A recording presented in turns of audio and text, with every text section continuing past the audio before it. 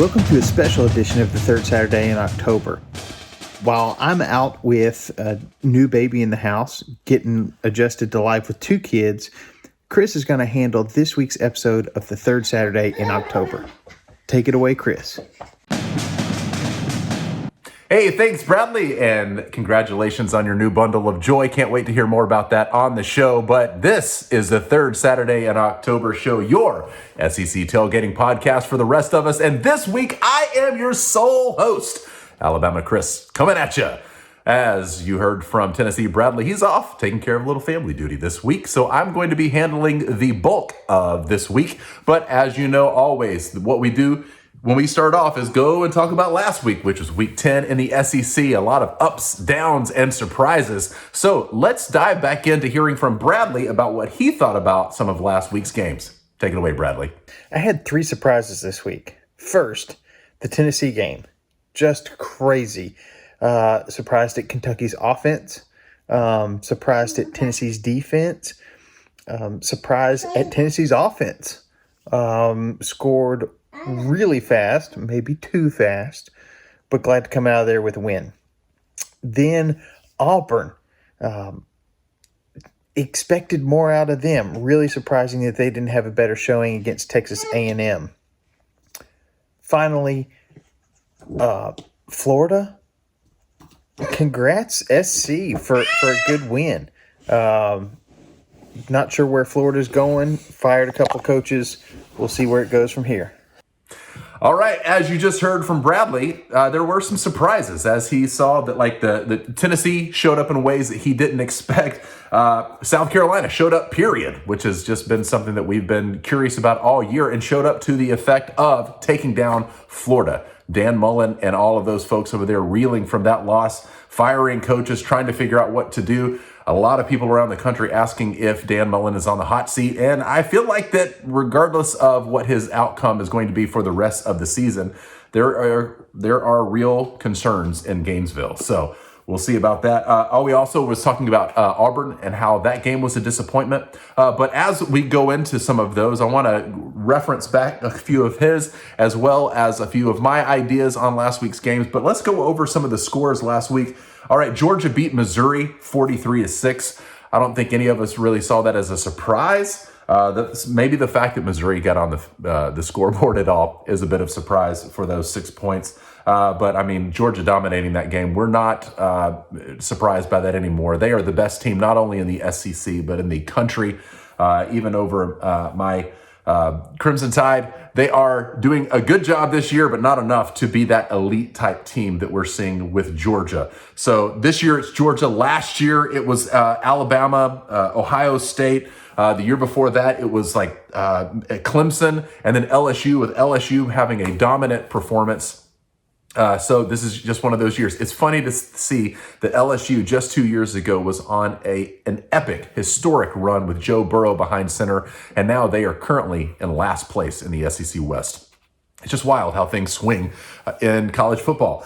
So let's keep going. Ole Miss took down Liberty. Hugh Freeze returned to Oxford, but got handed a W with 27-14 loss to Ole Miss. That game, again, maybe a little closer than I expected it to be, but I think that'll play into some of my picks for this week. Auburn just got taken to the woodshed by Texas A&M, lost 20-3. Bo Nix and company could not score one offensive point. I guess they settled for a field goal. But Texas A&M really proving why they are one of the best teams in the SEC and one of the best teams in the country. They've got a matchup this weekend that we're going to look at, and some areas of concern, maybe, possibly. Mississippi State lost. The 17th ranked Mississippi State lost to Arkansas, 31-28. It was a close game. It was only a field goal that separated both of those teams, but yet again, odd, weird, how you going to bet on Mississippi State? They are up 1 week, and then the next week they are taken down by seemingly inferior opponents. But Arkansas, I think, is really showing us that they're not giving up, even though their season on this meaty middle part of the year is not quite turning out like they thought it was going to be. They're still fighting. They're still trying to make their way up through the ranks and maybe settle somewhere toward the middle of the pack versus down toward the lower tier like they usually do in the SEC West. But right now, I don't think anybody's taking LSU off of the board of last place. But we shall see. Then, speaking of LSU and Alabama went toe-to-toe for a really good game, a really nerve-wracking game for this Alabama fan. But Alabama did come out with a 6-point victory, 20-14. Thank goodness for that one. It was a close one, and LSU gave Alabama all they could handle last week. But thankfully, Alabama came out with the W. And really, when we look in the history books, that will be what is paid attention to. So just glad that we got the W there, even though it wasn't pretty. Kentucky losing to Tennessee Bradley's Volunteers, 45-42. Hey, congratulations, Volunteers.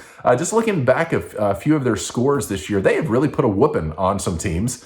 And then they have struggled to show up at other times. But I feel like that Tennessee is trending in the right direction right now. Kentucky, wow. I mean, to go from, what were they, at least in the top 20, I think probably 15, 16, 17, 18, something like that in the country, but going down to Tennessee, wow, it's I guess we've asked for parity, and at this time of the year, we're looking at a lot of teams who we didn't expect to have as many wins, especially quality wins over quality opponents, and Tennessee Vols are showing that they're not going to give up either. So hopefully this trend continues for them. And then maybe the most shocking thing of all of last week and all of college football was South Carolina Gamecocks taking the Florida Gators down 40-17. I mean, it really wasn't even close if you look at the score like that. That was a big surprise. Those Gamecocks really took it to the Gators. What are you going to say other than just one of those games that the Gators should have won easily? Gamecocks should have lost easily. But 40-17, the Gamecocks put a whooping on the Gators, and no wonder there's a lot of trouble down in Gainesville, because that's a big deal. That's a big deal. So those are the games. Those are our surprises. Again, Tennessee Bradley looking at the UT versus Kentucky game. The fact that Kentucky didn't really show up in the way that they thought, but Bradley thought on both sides of the ball on Tennessee side that they were surprising. But he'll take that win. I know that he will. Auburn just basically disappeared against A&M, which A&M, good for you. You took the whole state of Alabama down, which probably hasn't been done maybe ever for Texas A&M, because they've only been in the SEC for the last decade or so. I don't know. I think that was the first time in a long, maybe since Manziel. Maybe Johnny Manziel beat both Alabama and Auburn in the same year. But I'll give it to Jimbo Fisher. You guys heard my review or my report on the A&M media days way back in the summer, and the tide, at least in my brain, is starting to turn towards Jimbo Fisher. Even though he took down the Tide, I feel like I have a bit more respect for him than I have in recent years. Maybe I just had a bad taste in my mouth when he was coaching at Florida State and how a lot of things were handled there. But Jimbo is, every day he's showing me that he is the kind of football coach that actually not only can be successful, but can go to that next level. And good for him. I appreciate it that the SEC West has really been, at this point in previous seasons, Alabama could have just gone ahead and put a check mark in the win column, at least in the SEC West, but this is not the case this year.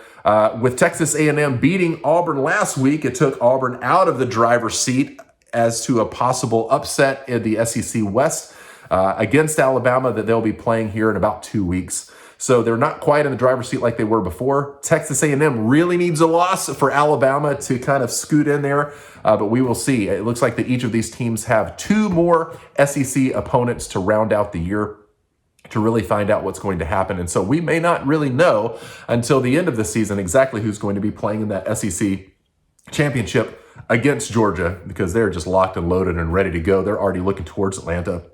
At this point, I'd love to see Alabama go back there, but to be honest, the way that they've been playing, this doesn't look like the year that Alabama is going to be considered either elite or dominant. So I feel like that if we make it through the rest of the games, being the Crimson Tide that I'm talking about, if Alabama makes it through the rest of their games, I think they can go to the SEC championship. But that is very much not a guaranteed win like it has presumed to be in past years.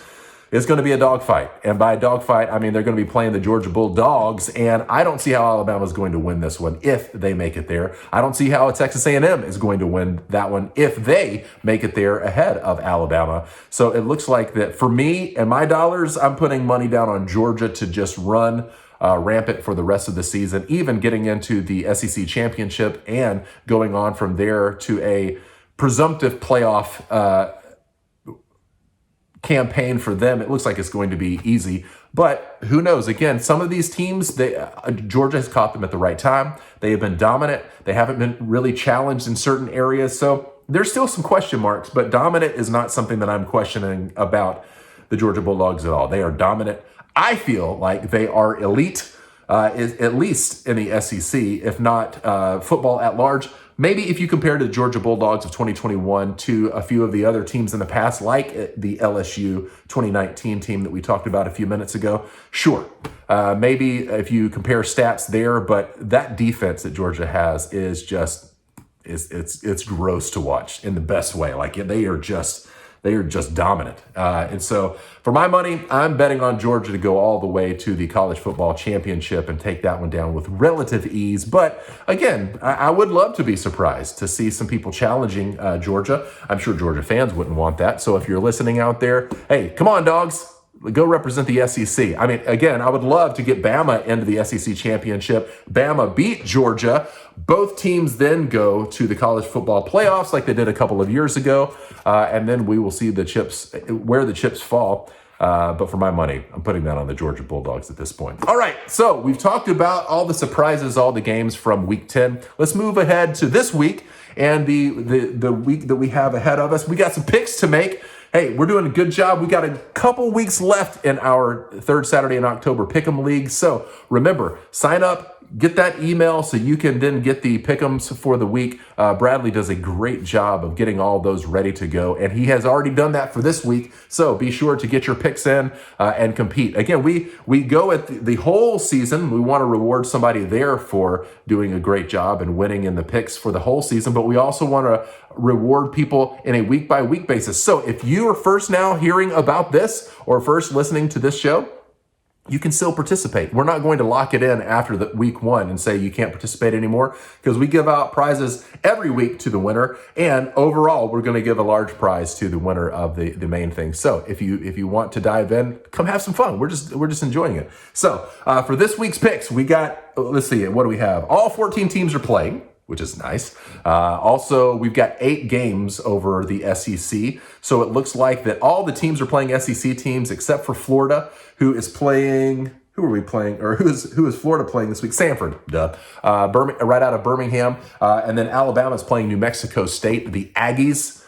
From New Mexico State. Hope it's not like when we played the Aggies of Texas A&M a few weeks ago and got our tail handed to us. But we'll go ahead and talk about that one. That's the first one on the slate. And it looks like that Alabama right now is favored to win by somewhere between 51 and a half points, something like that. Boy, to be honest with you, I'm going to say that Alabama does win this one. 51 points, regardless of if you're the number 2 team in the country playing New Mexico State Aggies. That's difficult. But as we have seen, you get Bryce Young to connect to a few receivers, or Brian Robinson running it up the middle and breaking free for a score. The next thing you know, it's not even the end of the first quarter yet, and Alabama's already up 28-0. So it could happen, absolutely. Now, is this one of those games where they probably go into the locker room at halftime at 42-7, one of those kinds of games? Then you come back, give Bryce Young the first set of downs on offense when Alabama comes out in the second half, to then give the backups some playing time. It's probably going to be one of those types of games. So I say my prediction is 42-7 at halftime, even though that's a ton of points for Alabama to score.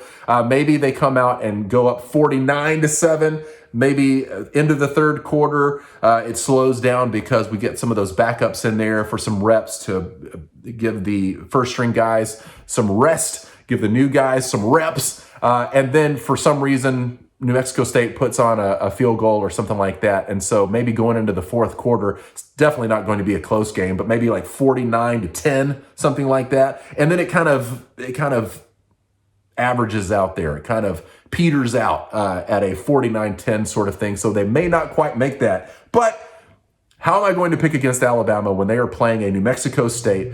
We'll see how it goes. But I say Alabama takes that one. I'm giving it to them.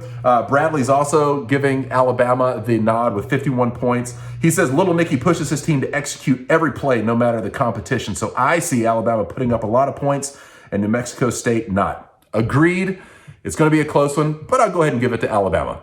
All right, moving on down, we've got at 11 a.m. also, and this is going to be on ESPN. Alabama and New Mexico State is going to be on the SEC network. This is going to be the ESPN main channel. We got Mississippi State taking on Auburn at Auburn. Looks like that right now is about a 5.5 point spread for Auburn. I'm going Auburn here. They need to bounce back. They need a big win, and Mississippi State seems like it's ripe for the opportunity of giving Auburn one of those types of wins if Bo Nix and that Auburn offense can put it together. So it's interesting. I think that this time last week, or if Auburn would have won against A&M, I bet this spread would be closer to 10. But 5.5 points or so for Auburn. I'm picking Auburn. Looks like that Bradley's picking Auburn too. Bradley says, because I have his commentary here on all these, it says, you never know what you're going to get from the Air Raid Pirates over there in Mississippi State, but Harsin has his guys competing well most weeks. I see the War Eagles bouncing back and covering. So he's taking Auburn. I'm also taking Auburn. It looks like that they're going to have one of those types of wins that they really need to round out the season in good fashion, especially as they look and prep for Alabama in about 2 weeks. So that's going to be an interesting one. Moving on from there, on ESPN Plus and the SEC Network Plus, we've got Samford versus Florida. Right now, we have seen at other times there has been no line for this particular game. But so this is going to be kind of one of those pick'ems that are just straight up. Tennessee Bradley says Florida. Chris Murphy, Alabama Chris, also says Florida. Let's see. Florida, after changing things up this week and letting go of his defensive coach or defensive coordinator and O-line coach, Mullen is looking for something positive. Florida should have the talent to keep things from being close against Samford. I agree. I mean, they are playing Samford. If you look at their straight up wins over the last season or over this season, I mean, this should be a no-brainer and an easy win for Florida. But because we don't really have any points, that's going to be an easy win for you if you are picking along with us. Pick Florida, get that free point there. And let's move on. We've got Georgia taking on Tennessee at Tennessee on CBS for the 2:30 CBS game of the week. Excited about that one. We always love our CBS games of the week. They pick some good ones there. This one, they have Georgia by 20. Let's see. Tennessee Bradley picking over his Tennessee Volunteers. He says that Georgia's defense is just that good. While it's true that they haven't seen anything like Tennessee's offense, while it's true that they haven't seen anything like Tennessee's offense, I see what you're doing there. I see a lot of 3 and outs in Tennessee's future on Saturday. So he's actually picking the Georgia Bulldogs to win and to cover. I'm picking the Georgia Bulldogs to win, but not cover. I'm going to be picking Tennessee to keep it short. I feel there may be some Georgia issues on the offense. I think that there may be a quarterback controversy going on right now. There may be just some issues that are keeping Georgia from being able to stay at that elite status. So I think that Georgia wins, but I think that Tennessee, with some of the momentum that they are riding into this week, that they're going to keep it closer. So again, Tennessee Bradley is picking Georgia, Alabama Chris picking Tennessee. Again, we're doing covers or over-under in the Pick'em League. So I say that Georgia does win, but Tennessee keeps them from covering. All right, so we're moving on. We've got South Carolina at Missouri at 3 p.m. on the SEC Network. Right here, we've got South Carolina and Missouri as an even, straight up. Let's see. Tennessee Bradley picks Missouri. South Carolina could either be confident or hungover. I'm going with hungover, and I absolutely get that sentiment. So Tennessee Bradley is picking Missouri. I say that South Carolina is going to ride that and say that they're going to use their confidence to try to get a win, which could be a very good win for them to start rounding out the season with the way that Missouri and Eli Drinkwitz have been playing here recently. I feel that South Carolina can manipulate it and get a win if they want another win. So I think that if they play hard enough, that Missouri is just, this is not their season. So we'll just leave it at that and keep moving on. Next, at 6 p.m. on ESPN, we've got Texas A&M going against the Ole Miss Rebels. Right now, they've got Texas A&M as a 2.5 point favorite. I say Texas A&M. Bradley says Texas A&M. He says Ole Miss is struggling due to some recent injuries. Texas A&M is showing out since their back-to-back losses at Arkansas and Mississippi State, but he thinks they'll keep rolling. To a similar degree, it looks like that Ole Miss has been winning games still for the most part, but kind of trending towards not winning as dominant as they have been. And again, with some of those injuries, I had Ole Miss for a while and then swapped to Texas A&M.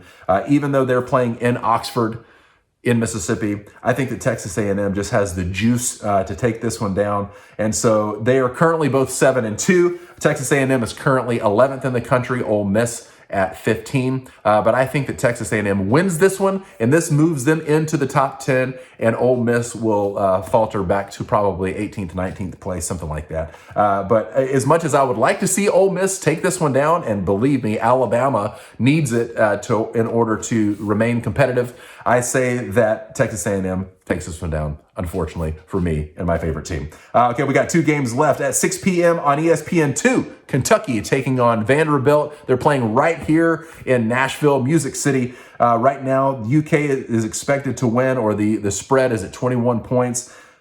What are you going to do? It's Vandy. As much as I hate hating on them every week, I have to keep hating on them until they prove me wrong. So I say that Kentucky easily covers this one and has more fans in the stands than the Vandy fan base is going to show up, even if they are in Nashville this week. So Bradley thinks the same thing. He picks Kentucky. We saw the offense come alive last week against Tennessee, and that offense shows up again against Vanderbilt. Vanderbilt just doesn't have what it takes to keep pace with the Wildcats, and I agree. Bradley, I think that we're both going to win that one, and I think that that's going to be a point that if we're competing for each other as in the host division, that won't get us any closer to recognizing a win. But maybe that South Carolina-Missouri game and that Georgia-Tennessee game will show us one way or the other. And then lastly, 6:30 on the SEC Network, we've got Arkansas taking on LSU in Baton Rouge. Right now, I mean, in past years, this just doesn't seem like a logical thing, but in 2021, it is said that Arkansas, with a 3-point spread over the LSU Bayou Bengals. Again, Arkansas, 25th in the country. LSU, not ranked. It's been a while since that's happened. Arkansas, 6-3 on the season, ranked 25th in the country. LSU, a paltry 4-5. It's wild. I'm picking Arkansas to take this one. Again, it's only by 3 points to a struggling LSU team. I say that that's an easy pickup for Arkansas. And so does Bradley. Bradley says that LSU has been disappointing all season, but Arkansas was showing a lot of promise early. Now is a great time for a late season push from Arkansas, and it continues against the Bayou Bengals. I agree.